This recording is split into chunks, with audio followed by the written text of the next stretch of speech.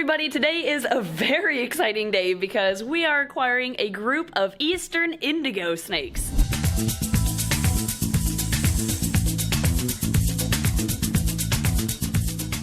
In case you aren't familiar with them, and by the way, don't mind the mural to your right, it's in the middle of getting made. That's another video. Anyway, if you aren't familiar with the Eastern Indigo, it is a protected species because they are threatened in Georgia and Florida, where you actually can't own them at all. Up here where we live, you can get them as long as you get them from within the same state, so you can't cross state lines with them. They're kind of a holy grail of snake species, and they are the longest species of colubrid in North America. So the Eastern Indigo, I'll go into more details later. They are a magnificent snake, a big snake. They're closely related to Crebos, that they are in the Drymarchon genus, but you probably just want to see the snake, so I'll stop talking. I'm gonna run outside and help my friend Matt unload their cages and unload the snakes from a U-Haul that he just brought over here, and we're gonna see our new Indigos! I have been trying to rent a U-Haul with this design on it, because there's a few of them out there, and I have yet to get one with the garter snake, so that's so cool and so perfect for today.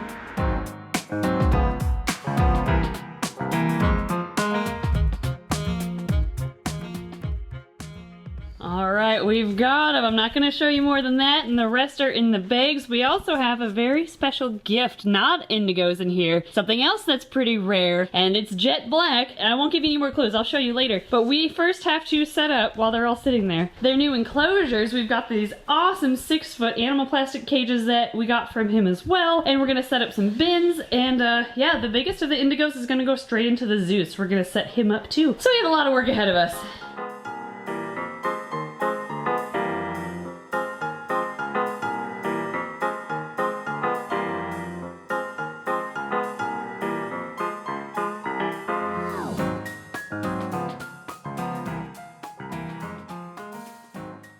Alright, so we have the enclosures ready for the 7 indigos that are going to stay in our back breeding area, and we have 1 indigo that's bigger than the rest that's actually going to go live in the zoo, so we're going to set him up separately. But for now, I think we're just going to start on the small ones. So let's put these little guys in first, and this is how you can be introduced to our new Eastern Indigos too. I actually haven't seen all of these yet. These are a very docile species, even in the wild. Oh, who do we have? We've got, oh my gosh, who is this? This is the young female, and something that indigos are known for is this chestnut brown like throat that sometimes goes into their like underbelly too, and it can be kind of a red color or brown color like her, and she's gorgeous, holy cow. And sometimes they can have a white chin as well, and we have one that has a white chin, so I'll be able to show you that too. But like I was saying earlier, this is North America's longest species of snake or colubrid. They grow to like 6-7 feet long, so these get huge, and the way they eat is just intense too. They're not venomous first off, but they're not constrictors either. The way they eat is they just grab their food and they chew on it until it dies, or they just chew on it enough to just eat it, to subdue it enough to eat it alive. Pretty wicked the way they eat, but with humans and handling, they're actually very sweet. They're not gonna be very likely to bite. If anything, they might musk on you or rattle their tail, but they are surprisingly sweet. So we're very excited to have these, and just look at that jet black color. They are so pretty. So this one is just a couple years old, so she's got a lot of growing ahead of her, but she will hopefully in the future be a breeder of ours. So we're gonna set her down here. Here you go, girl. I know you've been in the bag for a while, and so she's a little chilly, but we'll let them all kind of explore in these habitats. And next, we'll open up, this is another girl. Let's see who we've got in this bag. And we actually got these from the same person we got Peanut from. So he got to see Peanut today and visit with him, see how he's doing. Hey, buddy.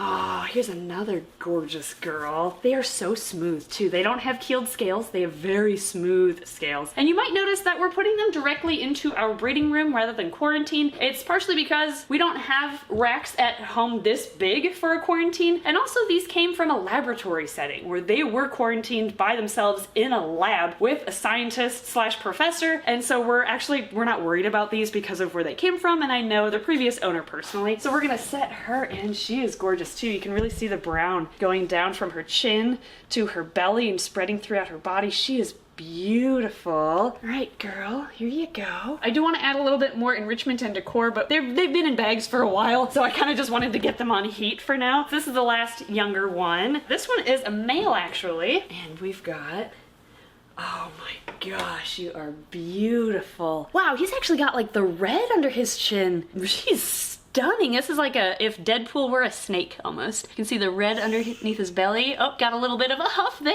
But they just look intelligent to me. They kind of have that look to their eye where they're there mentally, if that makes sense. I don't know. They also just really like food. So maybe that's the only thing they have on their mind. Who knows? Here you go, buddy. And then we're gonna check out the bigger indigos that we got. We're gonna film for the next couple minutes, just an FYI. Ah! That really sucks. Oh my god. Why did we hire these people?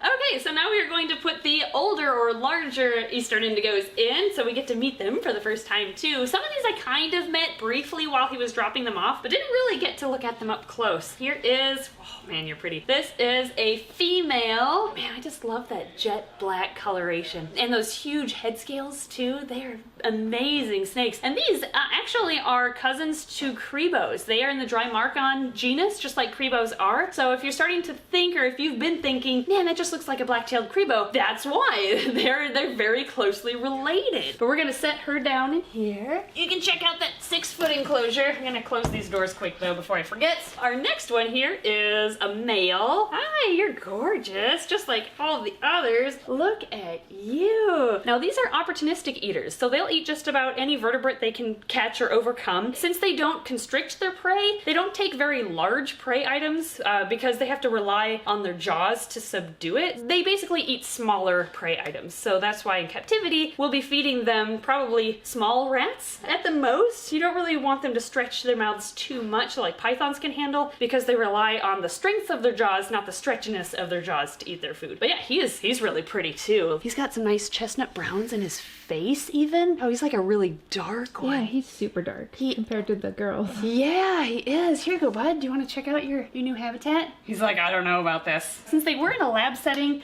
they were kept on newspaper in there to keep everything as sterile and clean as possible, easy to clean. So I'm curious to see how they're gonna react to the aspen fibers. I think they're gonna like it. I think they'll like cruising around in it. All right, next, let's take out this lovely lady. This is one that has a little bit of a blemish on her eye that I guess appears and then goes away and then appears again. You can kind of see it underneath her left eye. I guess it doesn't bother her at all and it's just kind of always been there, but doesn't seem to cause any issues. She's actually a breeder. She might be the mom of some of those younger ones. I can't remember. I'll have to look at the lineage. She's gonna send me that. So she's a beautiful snake. And yeah, it's amazing how they can breed at this size if they can grow 6 to 7 feet. Do you want to check out your new habitat? Oh, go look at that. All right, we'll close her up. All right, and the last snake we're gonna put in back here, because we actually have one more indigo that's gonna go in the zoo, which we'll show you in a bit. Hi, sweetie. Look at you. Now, if I remember correctly, this is the one that has an interesting thing going on where she, I guess, can't stretch or move as well as the others. I'll have to ask him again what that was, but he recommended not breeding her, instead just keeping her as a pet, which I'm totally fine with. And she's like thicker and shorter, like she's squatter than she should be, not as lean. So maybe she's got some genetics going on where she shouldn't probably pass those down into future generations, but she's still gorgeous. Even in shed, you can see her eyes are blue here, but she's still a very, very pretty snake. Less of the reds, more of the browns it looks like, but man, she is really pretty. All right, we're gonna set her up here in the top one.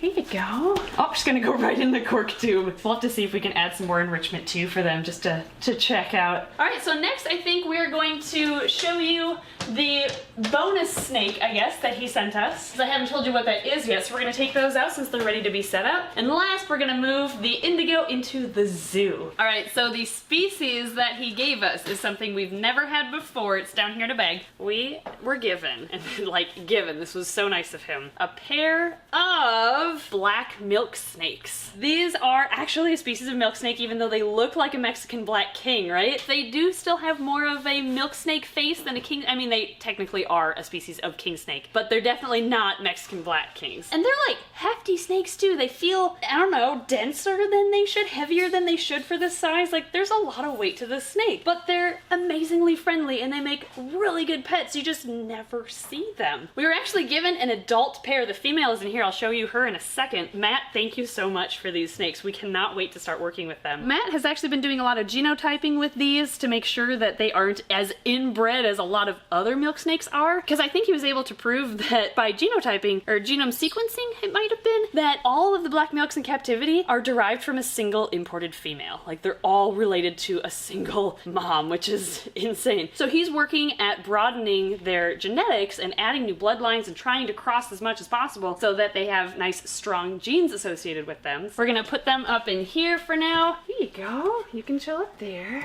That's our male. And here is the female, just as pretty as the male. And these could actually be ambassador animals too. They are so friendly. So we might be able to walk around the zoo with them a little bit for people to meet them. She's like, what do I do? Are you going into shed? Your eyes are a little bit blue. Well, yeah, they are beautiful snakes. I'm gonna put her up. I guess they're amazing eaters too. I mean, being a species of king snake, that doesn't surprise me, but here you go. And now we're gonna move the last Eastern Indigo into the zoo.